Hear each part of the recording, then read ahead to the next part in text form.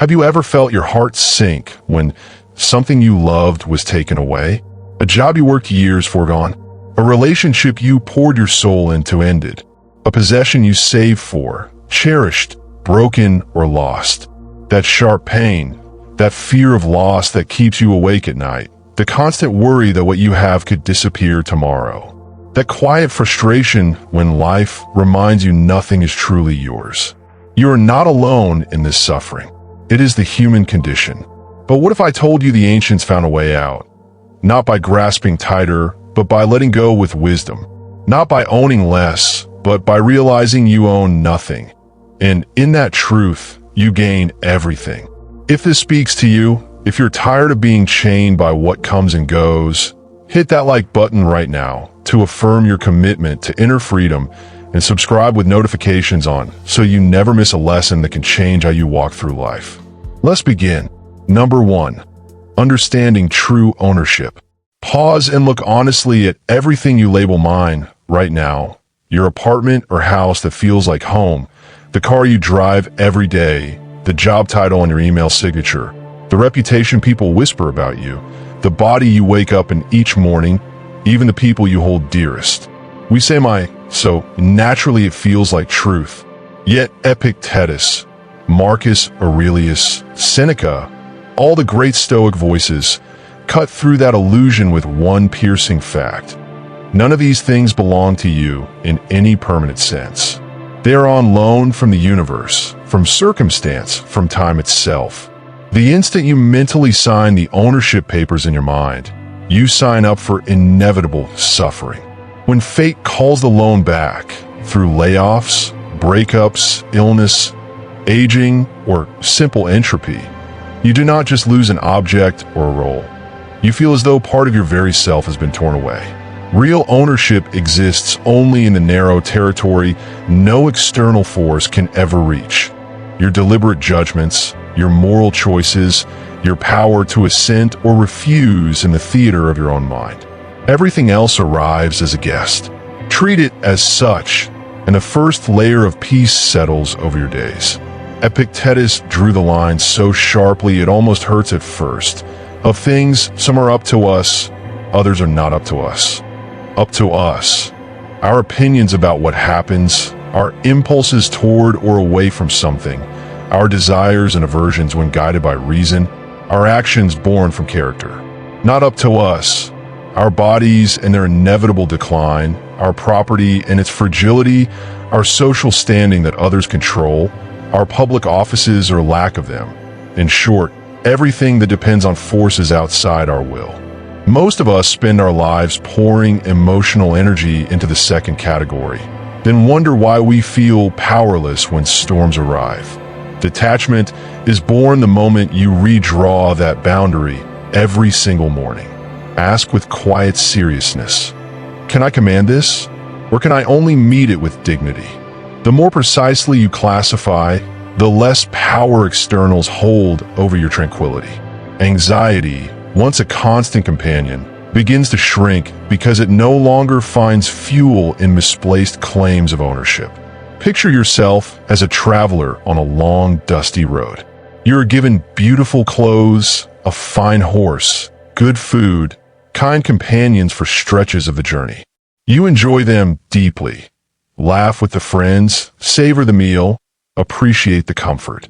But you never whisper to yourself, "These are mine forever." When the innkeeper says the horse must stay at the next stable, when the companions turn toward a different path, when a warm cloak is returned because winter has ended, you hand them back with open hands and a nod of thanks. This is exactly how the Stoic approaches every gift life hands us.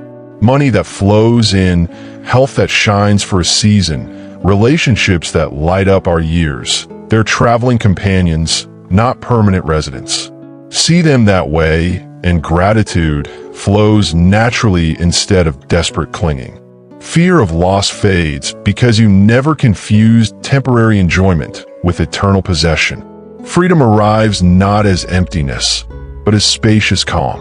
The belief that things are truly yours creates a life of endless guarding. You lock doors by insurance, rehearse arguments to defend your status, Check your bank balance obsessively, scroll for validation. Always watching, always tense. But shift the premise. Nothing external is yours to keep. Suddenly the thief, the market crash, the aging body, the fickle public opinion, they lose their terror because they cannot steal what was never owned. You walk through the world lighter, shoulders relaxed, steps unburdened. Choices clarify themselves. You pursue excellence not to secure fragile prizes, but because virtue itself is the only prize worth securing. When loss inevitably arrives, and it will, your instinctive response changes from "why me" to the gentle reminder, "this was always on loan. I received it with thanks. I return it the same way." That single sentence, repeated in the heat of the moment, becomes armor for the soul.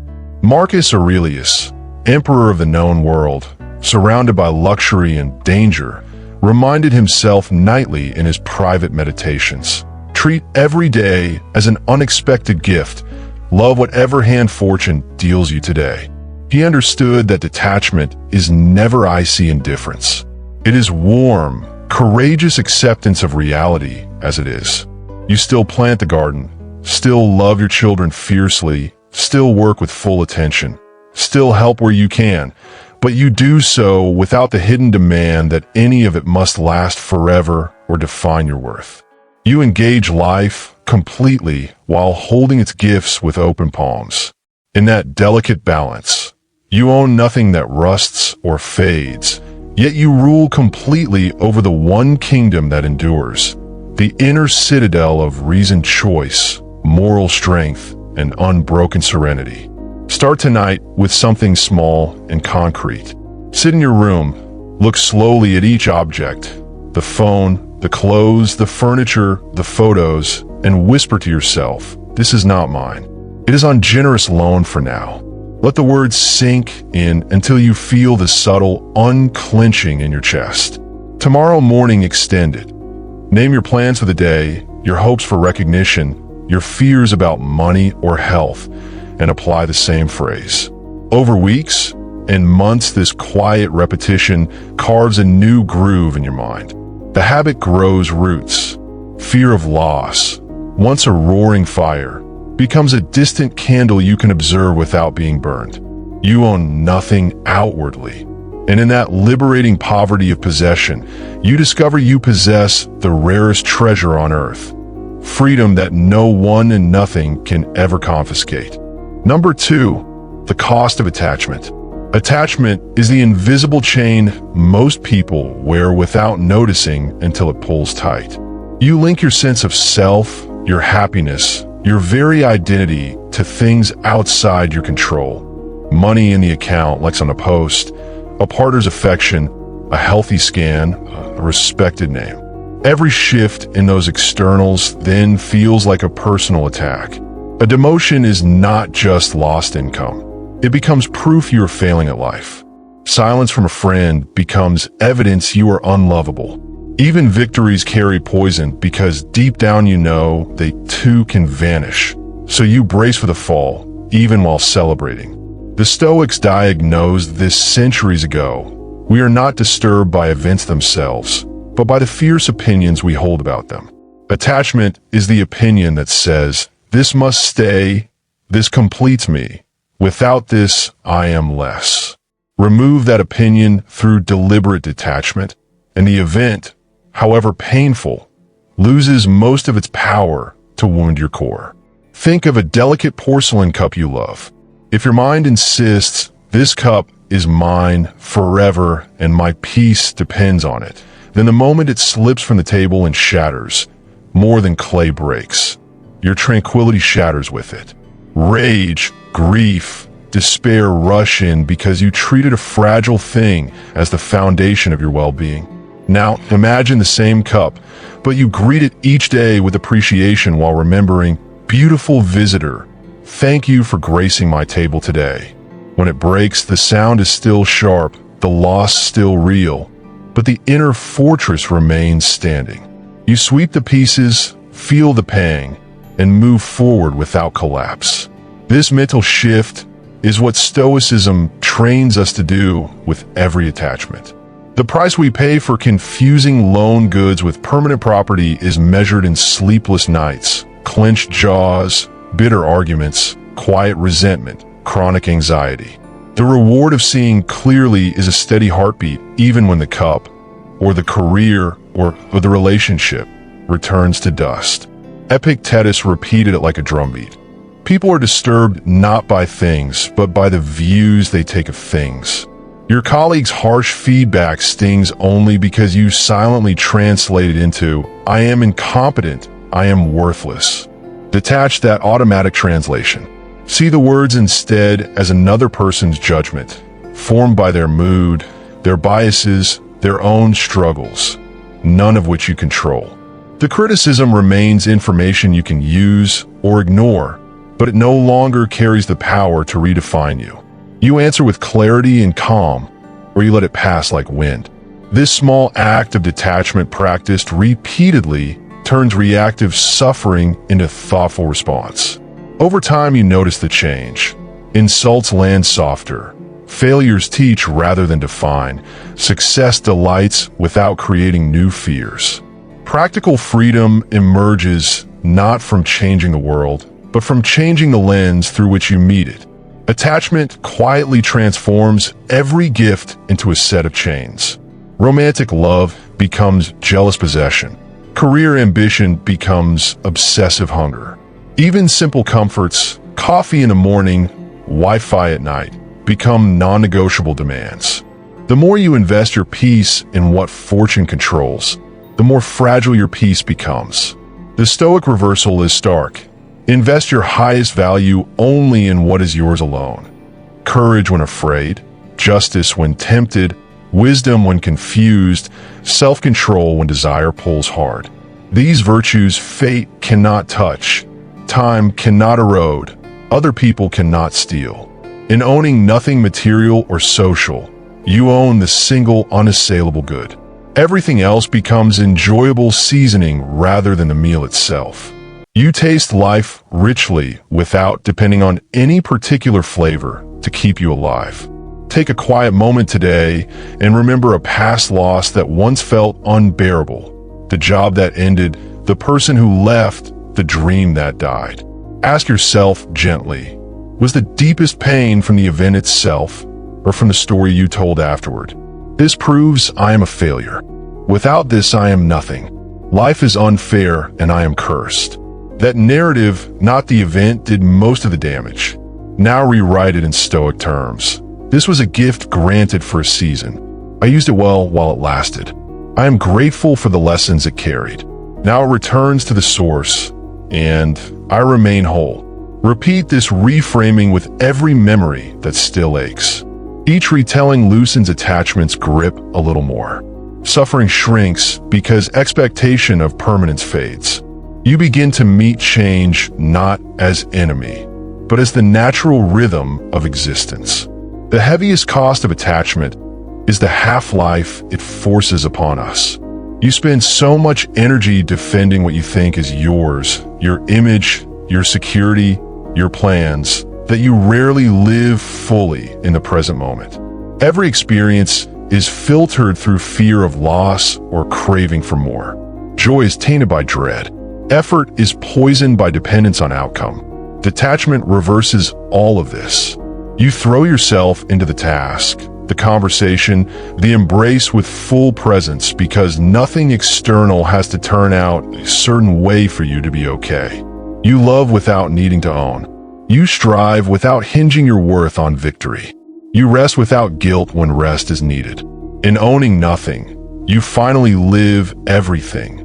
Wide awake, unburdened, and free to meet each ordinary day as the extraordinary gift it truly is. Number 3, practicing detachment. Detachment is never a one-time insight. It is a daily craft built through small, repeated actions. Begin each morning before your feet touch the floor. Sit or lie still for 2 or 3 minutes and recite the famous dichotomy aloud or silently. Some things are up to me. Some things are not up to me. Then name 3 things clearly within your power today. Your effort and work, your patience with difficult people, your honesty in small choices, and commit to them fully. Name 3 things clearly outside your power: the weather, other people's reactions, unexpected delays, and release them with a breath. This short ritual draws the sacred line early. It reminds you where your responsibility ends and fate begins.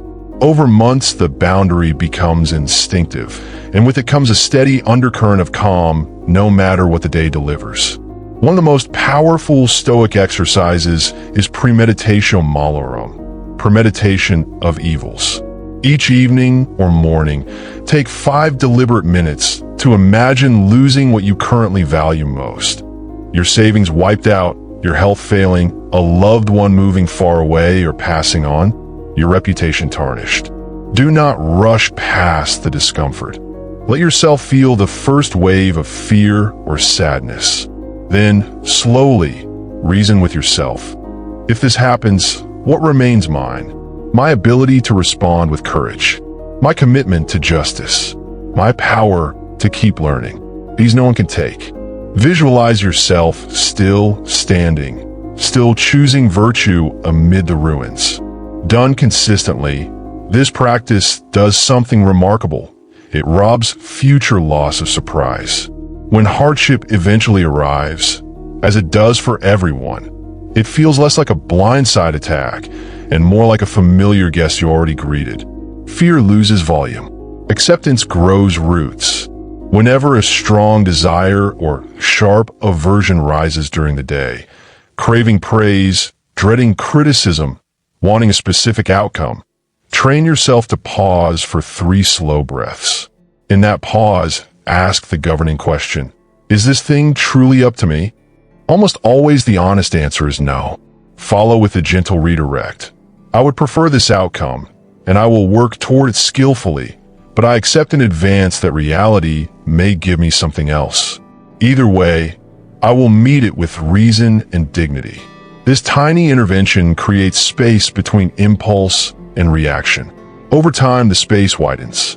Desires still appear. They are human, but they lose their command. You want without desperation. You avoid without panic. Impulse no longer rules. Reason preference does. Voluntary discomfort is another cornerstone practice. Once or twice a week, deliberately set aside a small comfort you usually demand. Skip one meal and notice the hunger without complaint. Take a cold shower and feel the initial shock fade into alertness. Walk instead of driving and let the weather touch you directly. Leave your phone in another room for an evening. Each time, whisper to yourself, I can live without this. It is pleasant, not necessary. The purpose is not masochism. It is proof. You prove to your own mind that externals do not own you. Comfort returns afterward as a welcome guest rather than a tyrant. You enjoy warmth more because you know cold is survivable. You savor food more because you remember hunger. In owning nothing, you fear nothing. And that fearless enjoyment is one of life's purest pleasures. End each day with a quiet review. No judgment, no self-flagellation, just honest observation. Sit with a notebook or simply in silence and ask, where did attachment show itself today? Did I get angry when someone disagreed? Did I feel worthless after a setback? Did I cling to an outcome I could not control? Note the moment gently, then ask, how could I have met that situation with more detachment tomorrow? Write one small intention, perhaps pause before reacting, or remind myself this is on loan. This evening reflection turns abstract philosophy into lived progress. You see patterns emerge. You watch old habits weaken and new ones strengthen. The practice itself becomes a source of quiet pride, not in perfection, but in persistence. Perhaps the deepest and hardest arena for detachment is other people. We love them so fiercely that the line between care and possession blurs. Practice seeing every relationship as a temporary gift. Enjoy the laughter, the shared silence, the support with your whole heart. Yet remind yourself daily, this person is not mine. They're a fellow traveler walking beside me for a while. When tension arises, when distance grows, when goodbye arrives, you still feel the sorrow fully. No Stoic denies natural human grief, but you do not add the extra pain of ownership betrayed. You return them to life with gratitude for the time shared. This practice keeps your heart open without turning it into a cage. You love more deeply because you no longer need to possess in order to feel secure. In detachment from people, paradoxically, love becomes freer, purer, and far more enduring. Number 4, the freedom of owning nothing. When you truly internalize that you own nothing external, an extraordinary freedom dawns. Fear of loss loses its teeth because there is nothing left to lose at the deepest level. Fortune can send poverty, illness, criticism, exile. Marcus Aurelius faced them all, and yet the well-trained mind remains upright. No financial crash can bankrupt your soul. No slander can steal your self-respect if it rests on virtue alone. No betrayal can shatter your peace if your peace never depended on loyalty. You engage the world fully, work hard, build relationships, care for your body. Yet at the center you stand untouched. This is not numbness. It is invulnerability born of correct perspective. You become like a deep river. Storms rage on the surface, but the current below flows steady and strong. Marcus Aurelius, who could command armies and treasuries, wrote privately to himself, "You have power over your mind, not outside events. Realize this, and you will find strength." That realization is the heart of Stoic freedom. When you own nothing that rusts, nothing that others can award or revoke, you command the only domain that matters. External chaos swirls, wars, opinions, pandemics, betrayals, but your judgments stay yours. You decide what meaning to give each event. You decide whether to respond with anger or patience, despair or courage. In owning nothing outwardly, you gain absolute sovereignty inwardly. No emperor, no critic, no misfortune can ever promote or demote you from that throne. This freedom purifies joy itself. When nothing is required to make you happy, every ordinary moment can spark delight without strings. A sunrise, a kind word, a finished task, a breath of cool air, they arrive as pure gifts rather than fragile supports for your mood. Success brings satisfaction without arrogance because it was never the foundation. Failure brings lessons without devastation because it never touched the core. You taste pleasure cleanly without the bitter aftertaste of impending loss. Life becomes a series of present experiences rather than a desperate defense of accumulated goods. In owning nothing, you finally possess the ability to be fully here, undistracted, ungrabbing, simply alive. Detachment naturally blossoms into generosity. When mind loses its grip, the urge to hoard weakens. Time, attention, money, forgiveness, encouragement, you give them more freely because you no longer see them as limited resources defending a fragile self. People stop being competitors or possessions. They become fellow humans sharing the same uncertain journey. You help without keeping score. You listen without needing to be right. Relationships deepen precisely because they rest on mutual respect and virtue rather than ownership or expectation.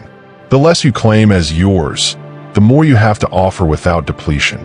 Make no mistake, this state is not passive withdrawal from life. It is engaged equanimity. You still act with full commitment. You plan carefully, love fiercely, correct injustice where you see it, create beauty when you can. But you do so without hinging your worth or peace on whether the plan succeeds. The love is returned, the injustice ends today, or the beauty is recognized. Effort is given because it is right, not because it guarantees reward. Outcomes arrive as they will, praised or ignored, abundant or scarce, and you meet them with the same steady face. This is how the ancient sages walked through palaces and prisons alike, fully participating, deeply caring, yet serenely free. In the end, owning nothing externally opens the door to owning everything in the only sense that endures. The world stops being a collection of things to acquire or defend. It becomes a vast shared experience to meet with wonder and responsibility. You partake in its beauty, its hardship, its mystery without needing to fence any part of it off as mine. When the time comes to leave, as it does for every traveler, you step away with empty hands and a grateful heart. No regrets cling because nothing was clutched. No chains drag because nothing was owned. Only quiet, luminous peace remains. The peace of someone who has learned how to own nothing, and therefore how to possess everything worth having. Number 5, owning everything. Here lies the beautiful paradox the Stoics loved to point toward. Release your grip on everything, and the entire world becomes yours in a way no possession ever could. When no external thing owns you, no status, no wealth, no approval, no comfort. You walk through life unburdened and therefore unlimited. You need nothing to complete you, so abundance reveals itself everywhere. In the play of light on a wall, in the resilience of your own mind, in the shared laughter of strangers, in the simple fact that you are here, breathing, thinking, choosing. The universe is no longer something to conquer or fear. It is the wide home you already inhabit. Detachment does not shrink your world. It removes the walls so you can finally see how vast it truly is. Seneca captured the essence when he wrote that true wealth consists not in having many possessions, but in having few wants. Every act of detachment reduces a want. You stop craving endless more because you see that more never quiets the hunger, it only feeds it. Reduce the wants through reasoned understanding, and richness arrives automatically. Not in bank vaults, but in contentment that does not depend on bank balances. Not in applause, but in self-respect earned through consistent virtue. Not in endless youth, but in the mature wisdom that greets age without panic. In owning nothing, you gain the one form of abundance that cannot be taxed, stolen, or lost. A mind aligned with nature, a home in reality, quietly satisfied with what is. Death itself changes face under this lens. Most people fear it because they believe it will take everything they own, the body, the memories, the unfinished plans, the loved ones left behind. But when you own nothing external, death takes nothing essential. It simply returns the borrowed body to earth, the borrowed time to eternity. You meet it not as a robber, but as a natural conclusion. Having lived each day as a complete gift rather than a deposit for tomorrow, you leave with no unfinished business gnawing at you. Every sunrise became an occasion for gratitude. Every choice became a chance to practice virtue. Death arrives as an old friend you expected, and you greet it with the same calm you brought to every other guest. Hardship, too, reveals its hidden gift when met with detachment. Pain still hurts. Stoicism never promises anesthesia, but it no longer means catastrophe. Illness becomes a classroom for patience. Betrayal becomes training in forgiveness. Failure becomes raw material for growth. Joy arrives without addiction because you know its season will pass. You stand in perfect balance, neither crushed by adversity nor inflated by prosperity. Equanimity is not the absence of feeling. It is the presence of reason guiding feeling. In every season, summer abundance or winter scarcity, you remain the same person, thoughtful, kind, courageous, present. That constancy is the deepest form of owning everything, because it cannot be shaken. Live this way long enough, and something subtle but powerful happens. Your example begins to speak louder than your words. People notice the calm that surrounds you when others panic.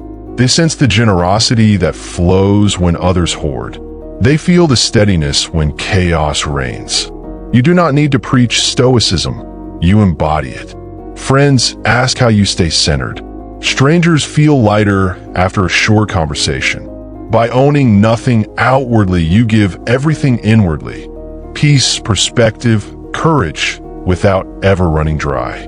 Detachment becomes contagious in the best way, not as doctrine, but as lived proof that another way is possible. So the choice returns to this moment, as it does every moment. Will you keep clutching at shadows, suffering each time they slip away? Or will you open your hands, see clearly what is yours and what never was, and step into the freedom that follows? Own nothing that can be taken. Own everything that cannot be touched. Your reasoned mind, your moral will, your capacity to meet reality with grace. This is the Stoic art of detachment. Master day by day, breath by breath. You own nothing, and in that honest, courageous poverty, you finally own everything that makes a life worth living. Thank you for walking this path with me today. If these words stirred something real in you, leave a like to mark your commitment, subscribe so the next lesson finds you, and perhaps share this with someone quietly struggling. Until we meet again, stay awake, stay detached, stay free.